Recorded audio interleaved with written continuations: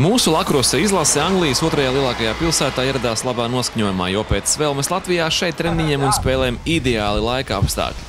Plus 18 un smidzina lietutiņš. Nevelti Manchesteru dēvē arī par lietus pilsētu. Vienīgi žēl, ka 3 mūsu spēlētāji palikuši bez ekipējuma somām, kuras noklīdušas kaut kur Kopenhāgenas lidostā.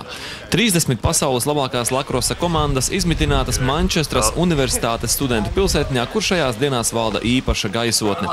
Visi gatavojas lielajam turnīram, kas tā pa īstam sāksies tikai piektdien. Dzintara Kalniņa trenētajai Latvijas komandai pirmā spēle paredzēta piektdienas vakarā ar grupas favorīti Skotiju, kas vakar pārbaudas spēlē dabūja pamatīgas sukas mačā ar vicečempioniem kanādiešiem.